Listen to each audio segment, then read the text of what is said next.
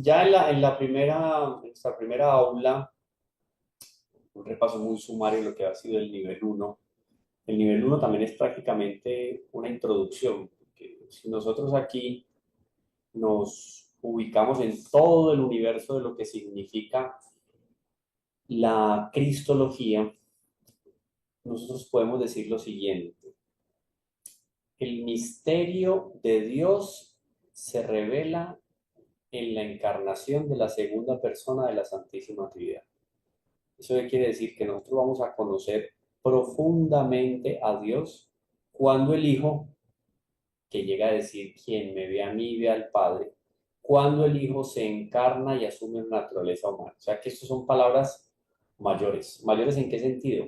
En que conocer a Jesucristo es conocer, bueno, conocer algo de Jesucristo es conocer algo de Dios, porque no podemos conocer en su totalidad a Jesucristo y no podemos conocer en su totalidad a Dios. ¿Por qué?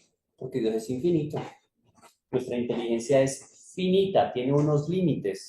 Por lo tanto, no hay posibilidad de abarcarlo en toda su totalidad. Pero sí es posible tener unas ideas muy lúcidas, luminosas, sobre lo que significa Dios, la encarnación del Verbo. Entonces, el día de hoy vamos a trabajar con respecto a, ya vimos Dios o el Verbo en el seno del Padre. Ahora, la entrada en el mundo del Verbo. ¿Cómo se da la entrada del Verbo en el mundo creado, a partir de la encarnación? Pero hay un preámbulo muy rápido que vamos a ver, que son los desposorios, por ejemplo, de Nuestra Señora con San José. Pues hay varios elementos aquí que, por ejemplo, Mateo nos va a decir en el capítulo 1. La concepción de Jesucristo fue así: estando desposada María, su madre, con José. Mateo capítulo 1, versículo 18. Dice Mateo, la concepción de Jesucristo fue así: estando desposada María, su madre, con José. Clarísimo. Dice Lucas en el capítulo 1. Fue enviado el ángel Gabriel de parte de Dios a una ciudad de Galilea llamada Nazaret, a una virgen desposada con un varón llamado José, de la casa de David. El nombre de la virgen era María. Lucas 1:26. Por un lado Mateo 1:18, por el otro lado Lucas 1:26. Los dos son muy claros al decir que María estaba desposada con José. Y Lucas hace el hincapié de que una virgen desposada con un varón llamado José. El nombre de la virgen era María. Entonces, en una primera parte, Lucas no dice el nombre de la virgen, resalta su virtud, su virginidad, pero detalla que está desposada con San José. Entonces, para Mateo y Lucas es clarísimo que Nuestra Señora, siendo virgen, se desposa con un varón llamado José. ¿Listo? Y alrededor de esta afirmación de estos dos evangelistas, Mateo y Lucas, podríamos hacer una reflexión. Algo que es claro es que Nuestra Señora estaba desposada con San José, y en ese momento en que ella está desposada, viene la concepción y el nacimiento de nuestro Señor Jesucristo. Eso es claro en el Evangelio. No es verdadero, es contrario a la tradición, es contrario a la doctrina de la Iglesia, que la Santísima Virgen María hubiera tenido que esconderse de San José porque el hijo o la criatura que llevaba en su vientre, para no decir ya el Hijo de Dios, la criatura que llevaba en su vientre, oído, no era hijo legítimo de José.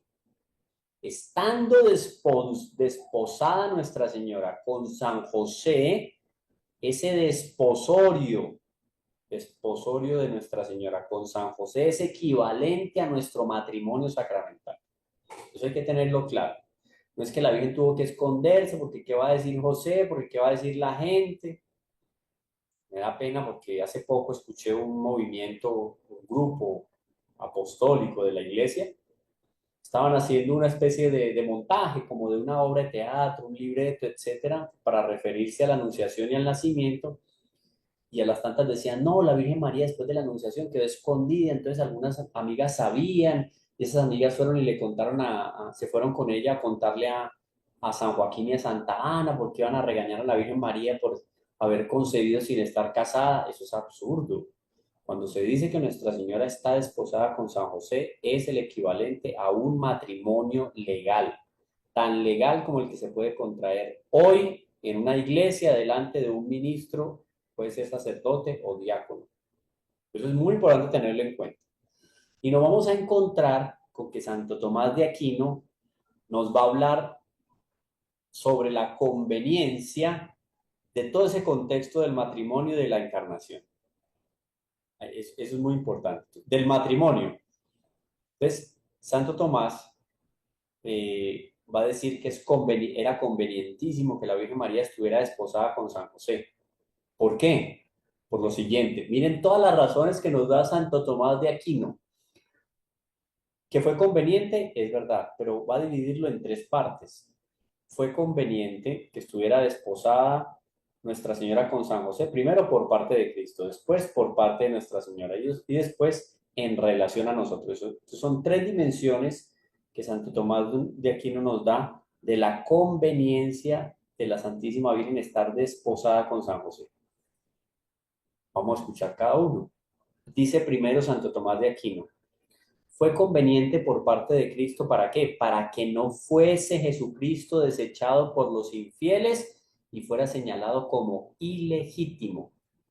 Nunca, jamás se puede decir o pensar que nuestro Señor fue un hijo ilegítimo de la Santísima Virgen y que como que le tocó reconocerlo a San José. No, no, hijo legítimo. Segundo, fue convenientísimo que la Santísima Virgen estuviera desposada con San José para que, según el uso y la costumbre de entonces, se pudiera redactar la genealogía por el varón. Porque no era por la mujer que venía la genealogía, o sea, la ascendencia de nuestro Señor Jesucristo. Para el contexto judío se leía por el lado del padre y no de la madre. Aunque por los dos lados, tanto de Nuestra Señora como de San José, nuestro Señor Jesucristo era descendiente de la casa de David. ¿Está bien?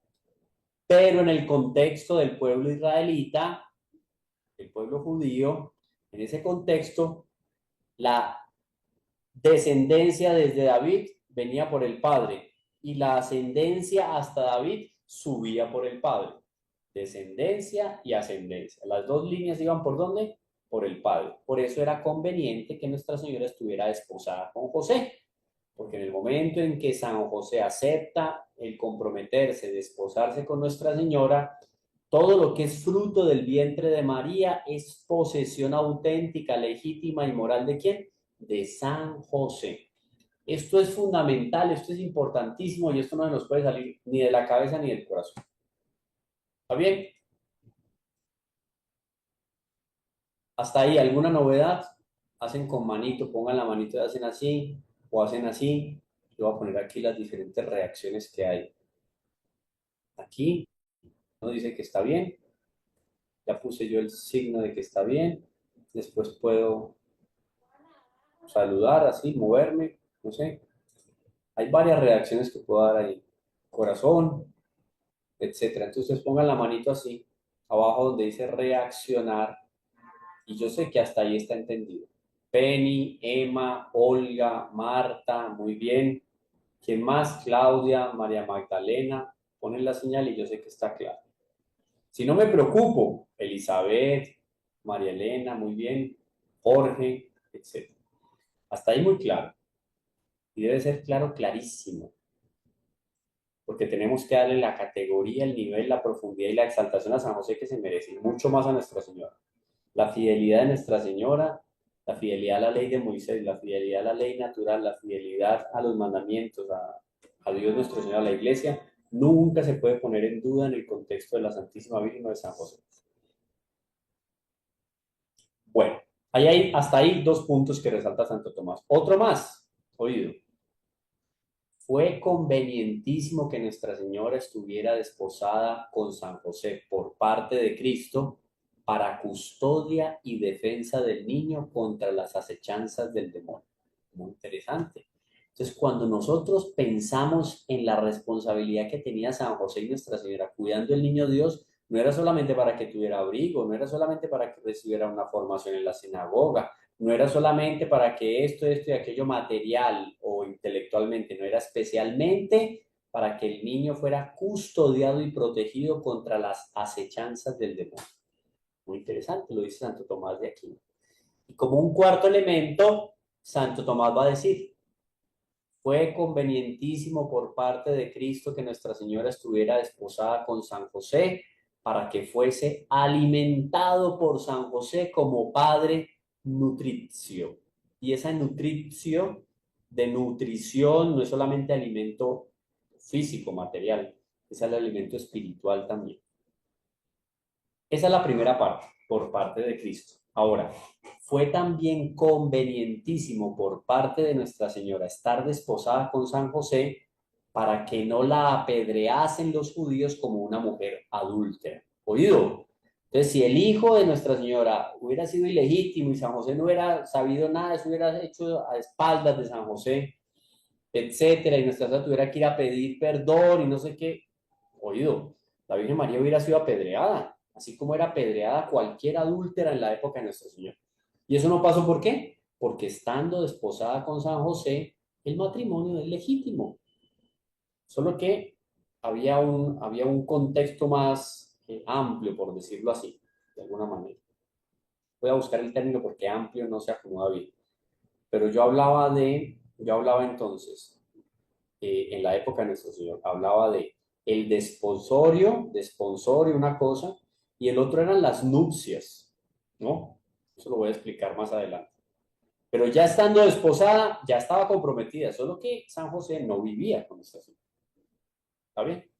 Bueno, entonces fue convenientísimo primero para que no la apedreasen los judíos como adúltera, después para que quedara libre de toda infamia y sospecha. Imagínese usted Nuestra Señora, la Madre de Dios, virgen antes, durante, después del parto, inmaculada en su concepción, Madre de Dios y asunta al cielo en cuerpo y alma. Haberle puesto en duda su pureza y su santidad, absurdo. Entonces era conveniente. Y otro elemento de por qué fue convenientísimo por parte de Nuestra Señora que estuviera desposada con San José, pues muy sencillo, para que San José cuidara de ella.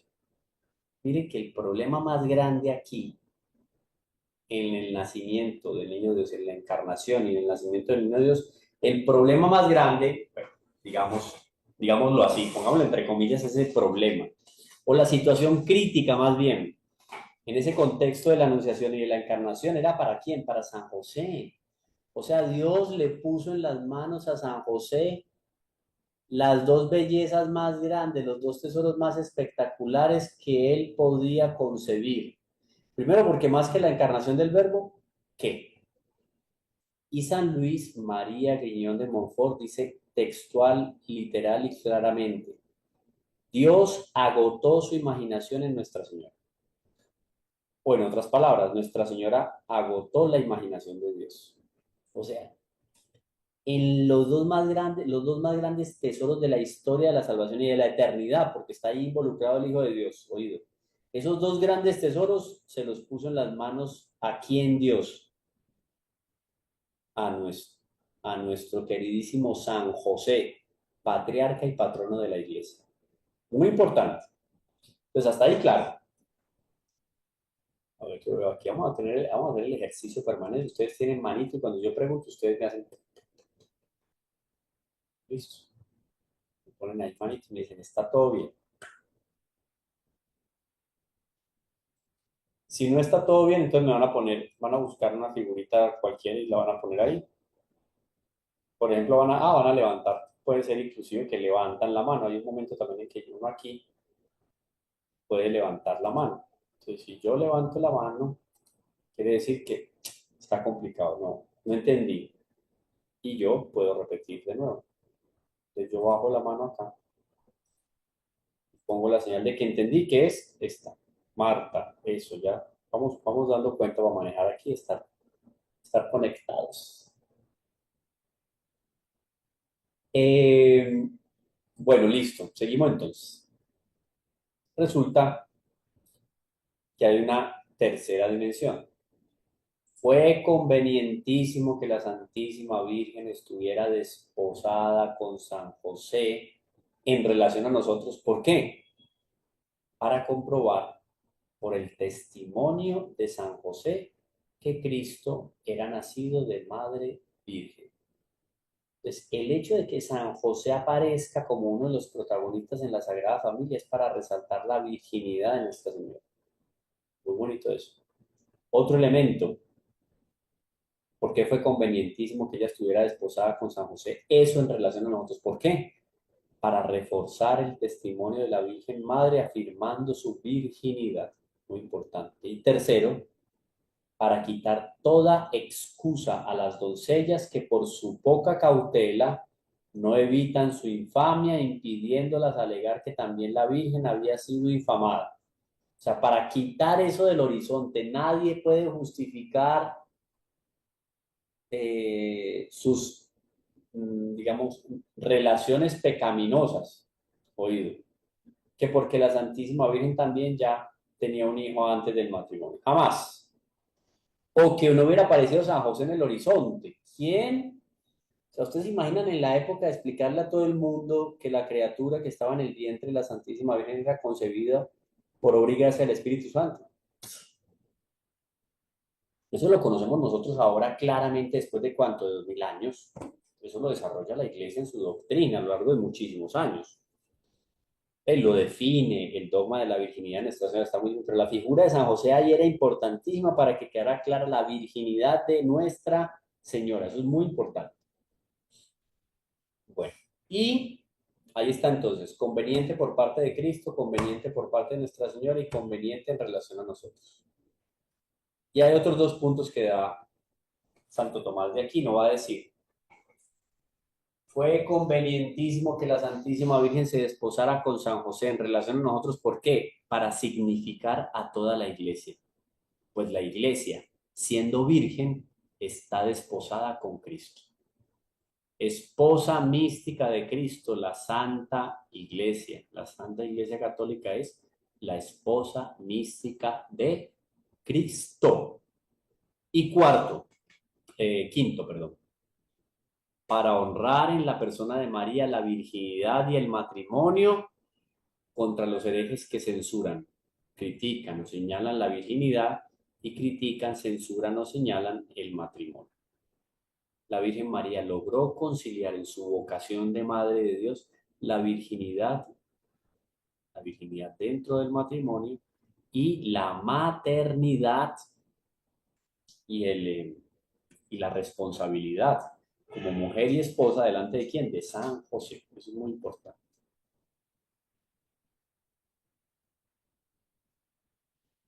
Bueno, mmm, nos va a decir en algún momento Santo Tomás de Aquino. Ah, no, sí, esto es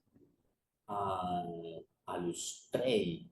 Alustrey, un gran teólogo que tiene muchísimos textos sobre teología, nos va a decir lo siguiente con respecto a Nuestra Señora. Oído.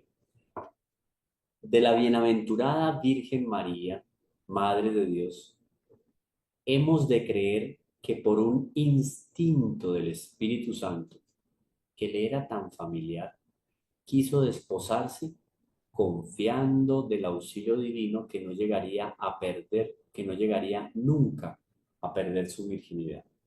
Muy importante esto. Esto, sin embargo, lo subordinaba a la voluntad de Dios. Ella puso, ese era su deseo, pero que Dios haga su voluntad. De manera que nunca padeció, nunca, oigo, nunca padeció un detrimento de su virginidad.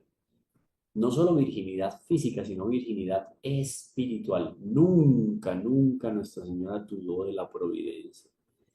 Y nunca ella dudó que aquello que tenía en su corazón y que clamaba para que ella fuera virgen siempre y entregara su pureza a Dios, nunca, nunca ella sintió que iba a desfallecer en ese sentido.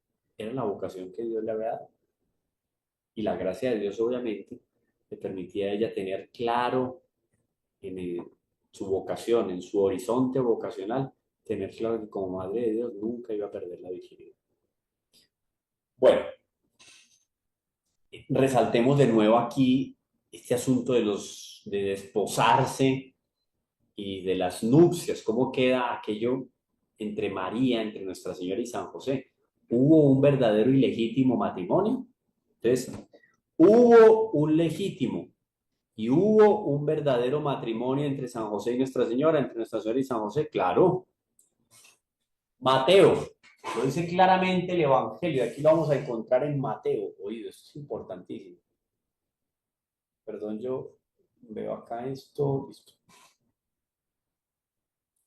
Esto lo deja claro, voy a poner aquí más grande esto aquí. Lo dice clarísimamente el Evangelio. Dice Mateo, capítulo 1, versículo 16. Jacob está hablando de la ascendencia de Jesús hacia arriba. Por lo tanto, va nombrando desde arriba y va bajando hasta que llega a San José. Entonces dice, Jacob engendró a José. Entonces, ¿cómo se llamaba el papá de José? ¿Cómo se llamaba el abuelito paterno de nuestro Señor? Jacob. Jacob engendró a José.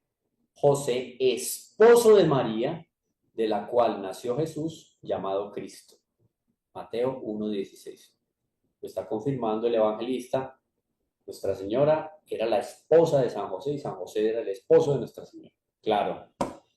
Mateo en el capítulo 1, versículo 19, o sea, 3 versículos más adelante nos va a decir, José, su esposo, siendo justo, decir justo en el lenguaje de la Sagrada Escritura significa decir ser santo.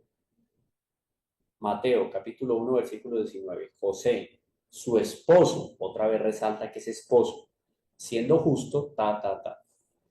Y Mateo, un versículo más adelante dice, José, hijo de David, no temas, ¿se acuerdan el ángel? Cuando el ángel se comunica en sueños con San José, que muy probablemente fue una visión mística de San José, pues visión mística también puede ser en sueños. José le dice, José, el ángel, oído el ángel, y esto lo deja relatado Mateo en su evangelio. Dice el ángel, José, hijo de David, quiere decir tú que eres descendiente de David. No temas recibir en tu casa a María, tu esposa. Oye, entonces nos lo confirma Mateo en 2 versículos. Y después viene San Gabriel Arcángel, que es el mismo de la Anunciación, que se aparece a San José y le va a decir, no temas recibir en tu casa a María, tu esposa, pues lo concebido en ella es obra del Espíritu Santo. Mateo 1:20. Un asunto muy interesante con respecto a Mateo 1:20. No es conveniente decir que San José, es más, no solamente no es conveniente, es incorrecto, es contrario a la doctrina, a la tradición de la iglesia decir que San José dudó de la fidelidad de Nuestra Señora. Jamás. Eso sería un absurdo pensar eso. ¿Por qué? Porque San José, siendo un varón justo, como bien lo dicen los evangelios, él tenía una noción clarísima de quién era Nuestra Señora. Jamás pensó en que ella hubiera podido pensar de alguna manera en lo que fuera una infidelidad. Jamás. Eso es no es una irreverencia, es una blasfemia pensar eso en Nuestra Señora. San José, ¿cómo iba a pensar eso en Nuestra Señora? El problema de San José era el siguiente. Yo no sé qué pasó aquí, pero María concibió y se le nota, ya es evidente que María concibió. Yo sé que ella es virgen, yo no sé qué pasó acá, pero yo no tengo la estatura para participar de este misterio. Y yo, en silencio, me alejo. Porque él no, como no comprendía y no dudó de Nuestra Señora, él dijo, yo quiero que se haga la voluntad de Dios, pero yo no estoy ahí porque yo no estoy llamado a participar de alguna manera. Ahí es cuando el ángel le aclara, José, hijo de David, no temas recibir en tu casa a María, tu esposa, pues lo concebido en ella es obra del Espíritu Santo. Lucas, en el capítulo 2, versículos 4 al 5, esos 2 versículos, va a decir, cuando iban hacia Belén, va a decir Lucas, José subió de Galilea para empadronarse con María, su esposa. ¿En dónde? En Belén. Porque San José era originario de Belén. Entonces lo dice Lucas. lo dice Mateo, en 3 oportunidades. Y en una de esas oportunidades, Mateo lo que hace es consignar las palabras del arcángel Gabriel. Esposo, esposa, esposo, queda claro. Entre María y San José, entre Nuestro Señor y San José, hubo un verdadero y legítimo matrimonio. Ahora una aclaración, lo que yo les más o menos les conté ahora. La expresión esposo, esposa, no se empleaba para designar a unos simples desposados. O sea, no era simplemente porque ya se habían comprometido y, digamos, habían marcado fecha de matrimonio que ya se decía que se habían desposado. No, cuando se decía esposo y esposa es porque había un matrimonio perfecto y verdadero. Eso es claro. Eh,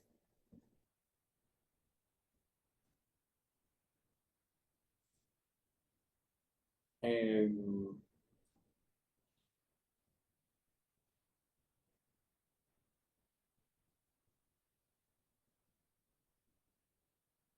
Vamos a otros detalles sobre ese desposorio. Terminamos, vamos siguiendo. El matrimonio de María y San José fue verdadero y legítimo, y un legítimo matrimonio. Mm, como contrato natural, claro, porque ¿por qué no fue sacramento? Pues todavía no había sido elevado ese contrato natural que tenían el hombre y la mujer a la categoría de sacramento, cosa que ya realizó posteriormente nuestro Señor Jesucristo. Pero los mismos efectos jurídicos y morales que tiene hoy en día el matrimonio sacramental tenía ese contrato natural de desponsorio, tenía en su época el hecho de un hombre desposarse con una mujer. Ahí termina el asunto relacionado con el desponsorio de Nuestra Señora con San José. Hasta ahí cerramos ese primer tema. Continuamos entonces con la anunciación, porque ya el seno, el Hijo en el seno del Padre, o el Verbo en el seno del Padre. Ahora el Verbo entra al mundo. Desposada Nuestra Señora con San José, viene la anunciación. Eh, Santo Tomás de Aquino, miren qué cosa tan impresionante, qué claridad la de Santo Tomás de Aquino. Desde el punto de vista teológico, entonces nos interesa averiguar a nosotros lo siguiente. Hay 4 cosas importantísimas en la Anunciación que nos interesan a nosotros. Primero, nos interesa saber si fue conveniente que se le anunciase el misterio que en ella iba a realizarse. Eso es una pregunta, podría ser. Segundo, si el anuncio debió ser hecho por un ángel. ¿Por qué por un ángel y por qué no por un profeta? Si debía aparecerse el ángel en forma corporal. Vea qué interesante. Y si debió hacerse en la forma y el orden con que se hizo. Son 4 preguntas. Ahora bien, eh, ¿por qué fue conveniente? Va a decir San Agustín, ¿por qué fue conveniente que se anunciase en Nuestra Señora la encarnación del Verbo? O sea, que ella tuviera conocimiento claro. San Agustín nos va a decir, más dichosa fue María en recibir la fe de Cristo que en concebir la carne de Cristo. Qué bonito esto. O sea, el heroísmo de Nuestra Señora subyace especialmente en el hecho de que ella puso su fe y su esperanza en quién? En Dios, en nuestro Señor Jesucristo. Y también, dice San Agustín, nada aprovecharía a María la maternidad si no llevase a Cristo en el corazón más felizmente que en la carne. O sea, el primer lugar donde Nuestra Señora concibe su amor por la persona de nuestro Señor Jesucristo, por el Verbo encarnado, es en su corazón. Y una vez concibe en su corazón la grandeza y la magnificencia de la encarnación del Verbo, viene la encarnación en el vientre. En el vientre de Nuestra Señora queda la primera semilla a partir de la cual brota la segunda persona de la Santísima Trinidad asumiendo la naturaleza humana. Bonito esa, digamos que esa preeminencia, esa primacía que tiene la encarnación espiritual en el corazón de María antes que la encarnación carnal, ¿no? Es muy bonito.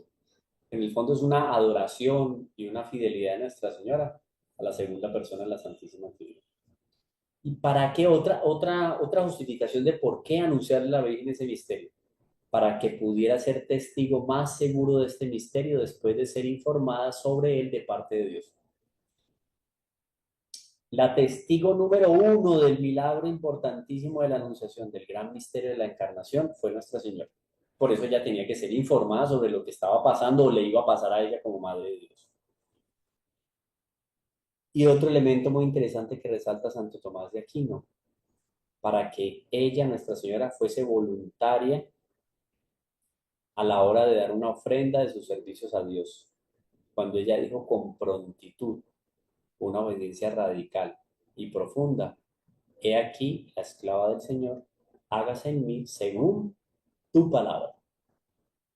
Y cuarto, para poner de manifiesto el matrimonio espiritual contraído por el Hijo de Dios con la naturaleza humana. O sea, para que quedara claro que nuestro Señor Jesucristo no solamente tenía apariencia humana, no, tanto hombre como tanto Dios, segunda persona de la Santísima Trinidad y dos naturales. Entonces era necesario para poner de manifiesto el matrimonio espiritual contraído por el Hijo de Dios con la naturaleza humana. Para ello, en la Anunciación se pidió el consentimiento de Nuestra Señora en nombre de toda la naturaleza humana. Miren cómo Dios le pidió permiso a la naturaleza humana para asumirla en su encarnación. ¿Y quién fue la vocera de la naturaleza humana? Nuestra Señora. Bonito eso. Y el anuncio es hecho por un ángel. Lucas capítulo 1, versículo 26. ¿Por qué fue conveniente que fuera un ángel? Pues Santo Tomás nos va a dar aquí tres razones. Y esto es muy importante. Tres razones que nos da Santo Tomás de por qué era o fue conveniente que un ángel anunciara el misterio de la encarnación. Vayan imaginándose ustedes por qué. Yo les voy diciendo.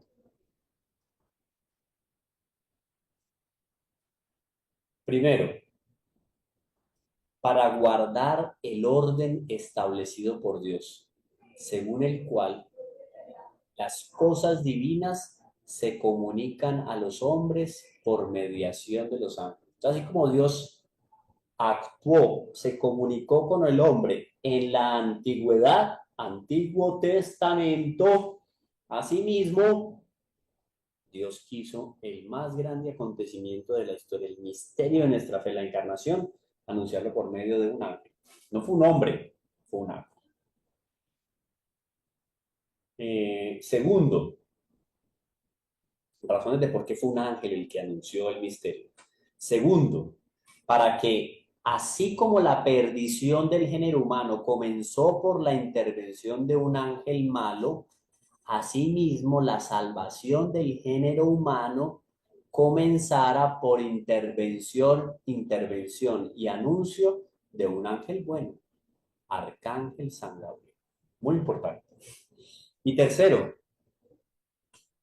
por la virginidad y la pureza inmaculada de Nuestra Señora, ya que por ella se parece el hombre a los ángeles. O sea, lo más proporcional que había para la grandeza, la virginidad y la pureza de Nuestra Señora es que un ángel, la categoría y la naturaleza angélica era la más proporcionada para darle un mensaje de esa categoría, de ese nivel y de esa profundidad a Nuestra Señora. Porque había afinidad entre el ángel y Nuestra Señora. El ángel es purísimo, el ángel es espíritu puro. Bueno, hay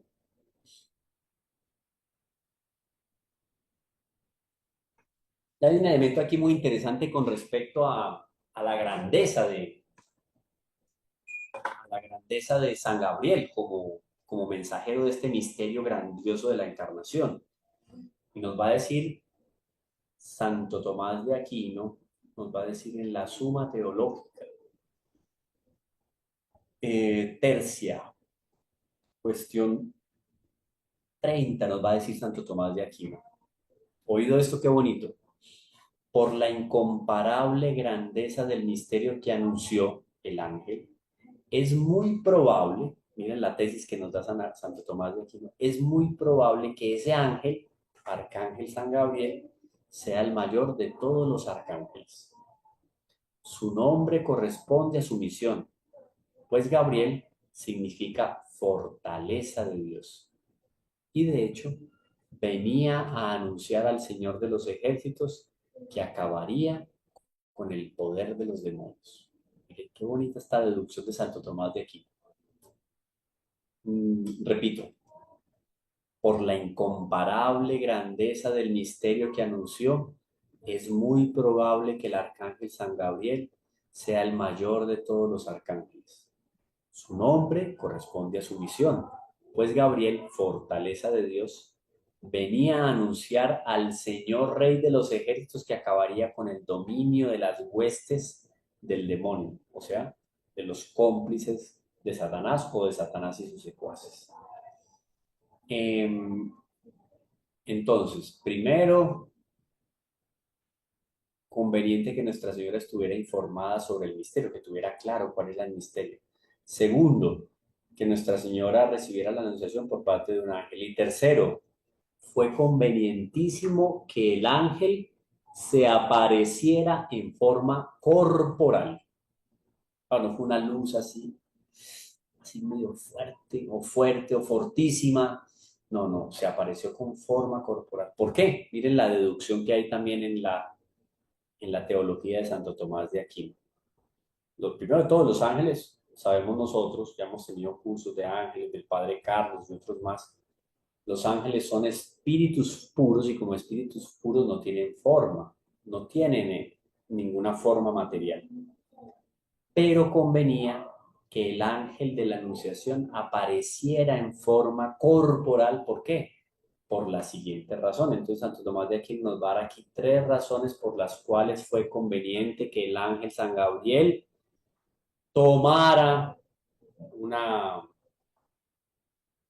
una forma corporal en el momento de la anunciación. ¿Por qué? Primero, oído, esto es muy bonito, porque venía a anunciar la encarnación del Verbo, o sea, la aparición del Dios invisible en forma humana y corporal. Entonces, ya que el milagro de la encarnación era permitirnos conocer con los sentidos a la segunda persona de la Santísima Trinidad, porque asume un cuerpo humano, era conveniente que el ángel también anunciara a Nuestra Señora en forma corporal el misterio de la encarnación. Primero. Segundo, eh, para robustecer no solo la mente de María con el anuncio del misterio, sino también sus ojos corporales con la visión angélica, para que nosotros tuviera una visión global. Con el espíritu, obviamente, con los ojos sobrenaturales, Nuestra Señora conocía perfectamente los ángeles. Y muchas veces los ángeles se le han manifestado a Nuestra Señora porque Nuestra Señora, no solo en el momento de la encarnación era reina de los ángeles, no, también antes del momento de la encarnación Nuestra Señora ya es reina de los ángeles. Pero Nuestra Señora es reina de los ángeles en función de ¿qué? De la encarnación, que es otra cosa. Pero Nuestra Señora desde siempre fue terror de los demonios, que el demonio, conociendo desde el primer momento, de boca del mismo Dios que se iba a encarnar en el seno de una virgen, el demonio dijo, no servian. Yo a esa mujer no me la arrodillo, a una criatura humana, no, menos. O sea, nada que ver yo con eso.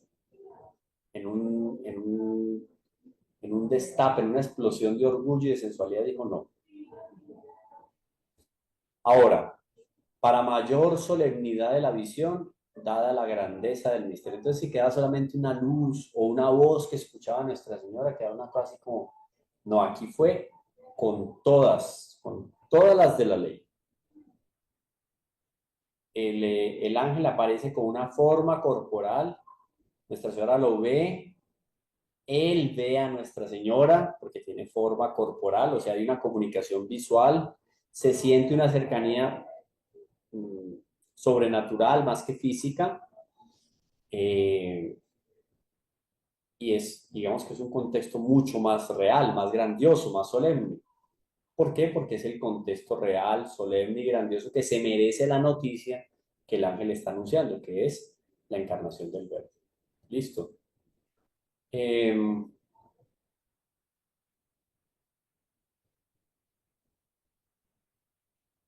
Mm,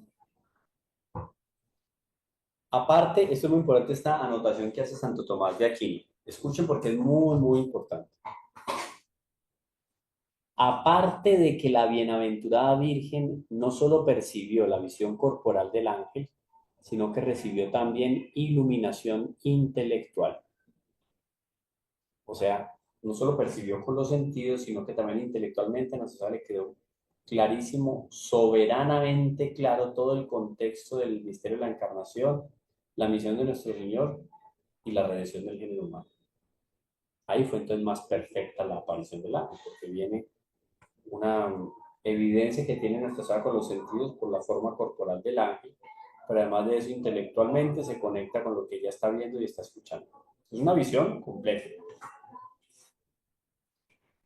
Entonces, hasta ahí, ¿por qué conveniente que un ángel tomara o asumiera una forma corporal para parecerse a Nuestra Señora? Y tercero, y para anunciar el misterio. Tercero, el cuarto, perdón. Fue conveniente no, Santo Tomás de Aquino dice, fue convenientísimo que la anunciación se realizara del modo y orden con que se realizó. Tal cual como la conocemos, en la gruta, con San José, despreciada por sus familiares y sus cercanos, Nuestra Señora da a luz en el pesebre a la segunda persona de la Santísima Trinidad que asume la naturaleza humana. Eso es espectacular, eso es grandioso. Pero entonces, ¿ese era el contexto más perfecto o cuál era el contexto más perfecto? Y Santo Tomás, aquí otra vez, es una cosa impresionante. Santo Tomás dice que Santo Tomás dice, eran tres los propósitos del ángel acerca de la Virgen. ¿Cómo así? ¿Cuáles eran los propósitos del ángel con esa anunciación? Primero, para que pudiera ser testigo más seguro de este misterio después de ser informada sobre él de parte de Dios. Ah, perdón. Y esto, sí es acá. No, perdón, no corrí el cursor acá. ¿Cuáles son las tres razones? Ay, ¿qué pasó aquí? Ay, disculpen, pero creo que se me fue la página. Disculpen un momentito, yo voy a ver qué pasó.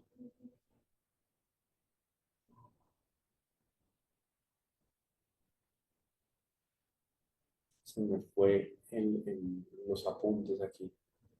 La genealogía, la dificultad, San Mateo nos da la genealogía, papel de María en la Concepción. Se me voló esto. Wow, me fui para adelante.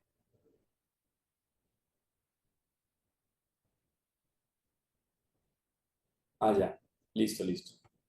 Tres eran, dice Santo Tomás, al explicar este punto de que por qué es conveniente que se hubiera realizado como se hizo y como estuvo ordenado. Dice, los propósitos del ángel acerca de la Virgen eran los siguientes. Entonces miren lo que nos va a decir acá. Llamar su atención sobre un misterio tan grande. Esto lo hizo saludándola con una salutación nueva y desacostumbrada. Ave llena de gracia, el Señor es contigo. Ese es el texto de Lucas 1:28. Ave llena de gracia, el Señor está contigo. B. Instruirla sobre el misterio de la encarnación que en ella se debía cumplir. Eso es muy importante.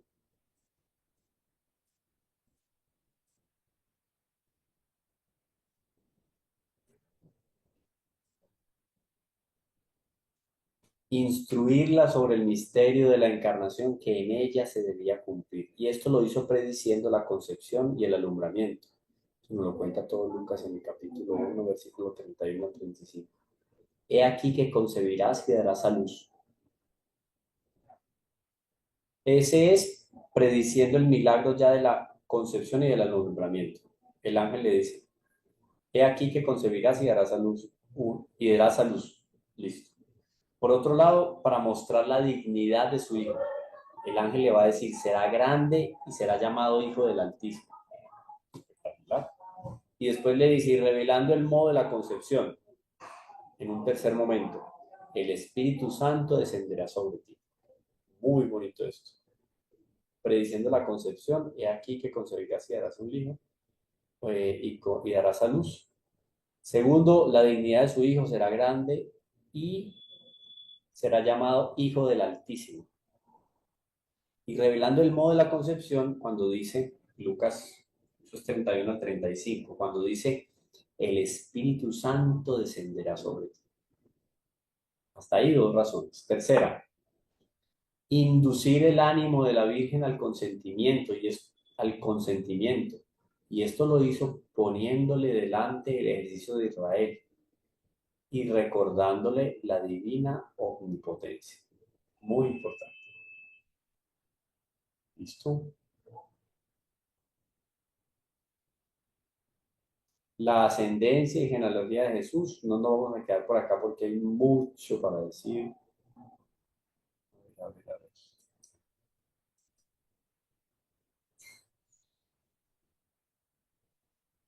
Eh,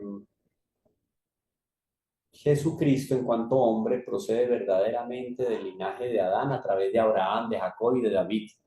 Por eso, en el Evangelio a nuestro Señor se le llama con frecuencia Hijo de David. Cuando se le llama Hijo de David es para dejar claridad que en nuestro Señor está presente el linaje de Abraham, de Jacob y de David. Muy importante esto. Santo Tomás entonces de nuevo nos va a decir lo siguiente.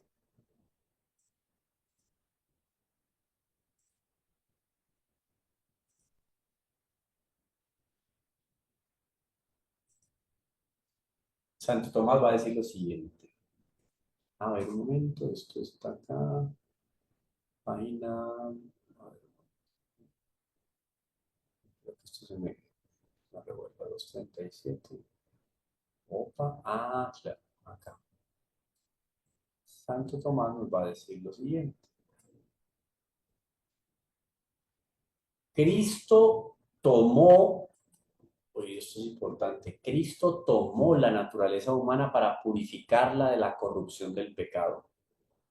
Pero él no necesitaba de esa purificación, sino en cuanto estaba, eh, el, eh, pero no necesitaba esta purificación, sino en cuanto estaba infeccionada por el origen viciado que traía de Adán. Todos los hombres traemos de Adán ese vicio o ese contagio del pecado original.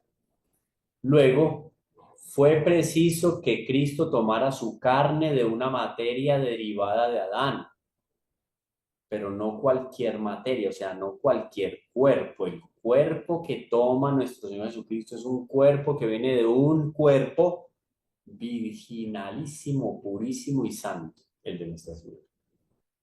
Dice Santo Tomás, luego fue necesario que Cristo tomara su carne de una materia derivada de Adán. Esto queda claro para que no se vaya a decir que Adán terminó por contagiar el pecado original a Nuestra Señora. No, a fin de curar por este medio la naturaleza humana. Tenía que asumir, era convenientísimo más bien que asumiera la naturaleza humana por eso. Cristo, continúa Santo Tomás, nos dice, Cristo se dice especialmente Hijo de Dios, perdón, Cristo se dice especialmente Hijo de dos de los antiguos patriarcas. ¿De cuáles? De Abraham y de David. Patriarca, profeta, David. Porque a ellos, a Abraham y a David, fue hecha especialmente la promesa del Mesías, y porque Cristo, que había de ser sacerdote y profeta como Abraham y rey como David, le convenía ese tipo de genealogía, ¿no? De afinidad.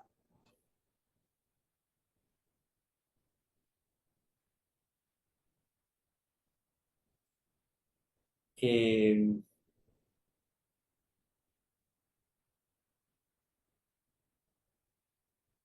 Cristo no tomó la carne del género humano sujeta al pecado, sino limpia de toda infección de pecado. Claro, porque la recibe de quién, de Nuestra Señora, en quien no hay pecado. Y así nada manchado cayó a la sabiduría eterna y encarnada. Absolutamente nada. ¿Por qué? Porque Él asumió nuestra naturaleza humana para poder pagar el pecado de la humanidad, pero Él no necesitó estar manchado del pecado.